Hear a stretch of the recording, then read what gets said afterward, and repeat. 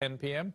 Annie says she has had a tough time her whole life, been ridiculed because of this body characteristic she has. It is called gigantomastia. Bra size 102 triple Z. Each breast weighs around 86 pounds, and they grow constantly.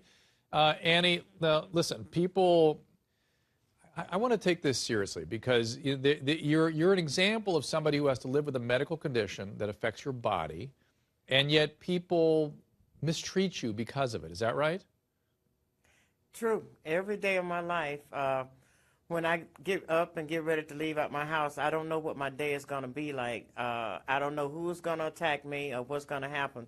But I know that once I leave out of my comfort zone, my house, that I know that people are going to permanently make fun of me, and that's been all of my life. And you know, and I've been dealing with adolescent women most of my career, younger girls, and girls that develop quickly get shunned from other women. Have you had to deal with that since you were young, and do you still deal with that kind of thing now?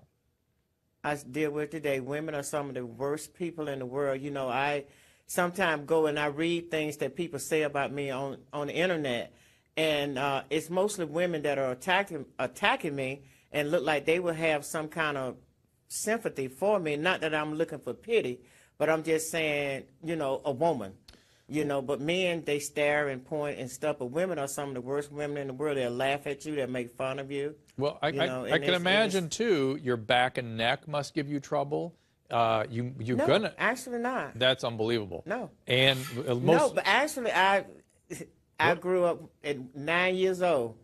I started growing breasts, and so my back grew with me. I have large back muscles that holds me up. And then I worry that you could get a lung disorder from that weight across the chest. Is anybody worried you would develop a restrictive lung disease? Has that ever been discussed? Or sleep apnea from the weight?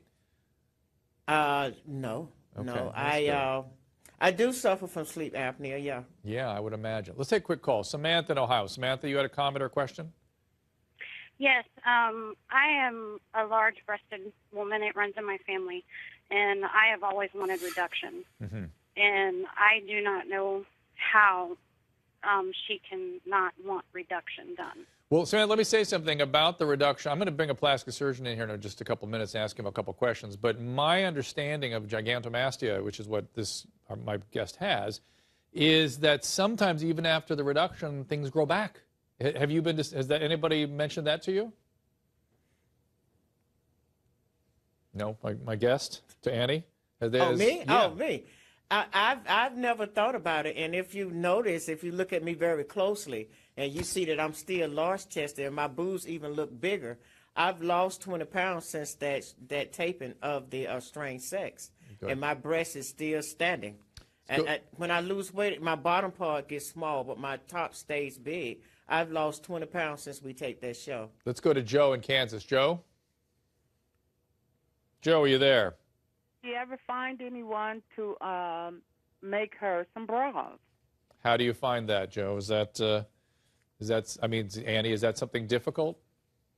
It's very difficult, and to be honest with you, Dr. Drew, I made a wish to your show that you would help me find somebody to make a bra.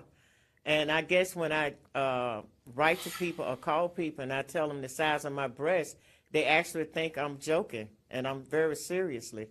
I haven't found anyone to make me a bra yet. I'm a little confused. I mean, they just don't believe you or aren't willing to try, or? They don't believe me. They just don't believe me. And when I do find people that design me a bra, they can't find the material that will hold me up. Because when I get a new bra and I wear it for like 30 minutes, my girls sit in my laps after 30 minutes. It's not enough strong support. What is the weight? How much do they each weigh? They weigh about 44.8 apiece. And so, again, I can imagine just getting out of bed, and those sorts of things that we all take for granted could be difficult. But I've had this. People have to understand that I've had this all my life, so I adapted to it. And it's just like dealing with people every day. I adapt to it. I had therapy to teach me how to get up out the bed properly so I won't hurt myself. When I walk down the step, I have to look over because I can't see past my breast. Wow. Quick